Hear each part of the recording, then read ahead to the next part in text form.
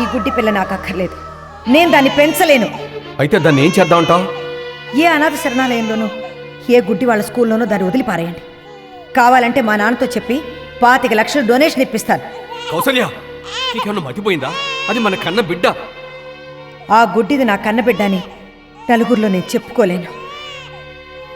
జీవితాంతం దాన్ని పెంచుకోవడానికి నేను ఒప్పుకోలేను. కౌసల్య, అరవకండి. చిన్నతనంలో ఆడుకునే బొమ్మ విరిగిపోతే అసహ్యంతో విసిరి పారేసేదాన్ని. కట్టుకున్న బట్టలకి మరకలైతే అయిష్టంతో వదిలి పారేసేదాన్ని. చూడండి, నాది అన్నది ఏదైనా సరే అందరిలోనూ గొప్పగా చెప్పుకునేటట్టు ఉండాలి. అంతేగాని నలుగురు నన్ను వేలెత్తి చూపించి నవ్వుకునేటట్టుంటే నేను సహించలేను, భరించలేను. I just can't tolerate it. Kausalya, గుడ్డిదానిగా పుట్టడం దాని తప్పు కాదు. లోపం ఉందని బిడ్డల్ని కన్నవాళ్లే కాదనుకుంటే ఈ లోకంలో వాళ్ళకి దిక్కెవరు? ప్లీజ్ నా మాట విని కౌసల్య. నో, ఈ విషయంలో మీ మాటే కాదు, నేనెవరి మాట వినను. చూడండి, అందం ఐశ్వర్యం ఉన్న నేను మిమ్మల్ని ప్రేమించి పెళ్లి చేసుకున్నది ఆ గుడ్డిదానికి ఆయాగా ఉంటూ అవమానాలతో అందరి చేత మాటలు అనిపించుకుంటూ బ్రతకడానికి కాదు. నాకు ఆ బిడ్డ అక్కర్లేదు. ఏ పాపం ఎరుగని ఈ పాపని ఈ లోకంలోకి తీసుకొచ్చింది మనం.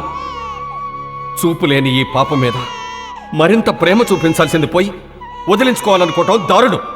కన్న తల్లివి నువ్వు కాదనుకున్నా కన్న తండ్రిగా నేను కాదనుకోలేను. అంటే ఆ బిడ్డను వదులుకోరా? ఖచ్చితంగా వదులుకోను. అయితే నన్ను వదులుకోవడానికి మీరు సిద్ధపడండి.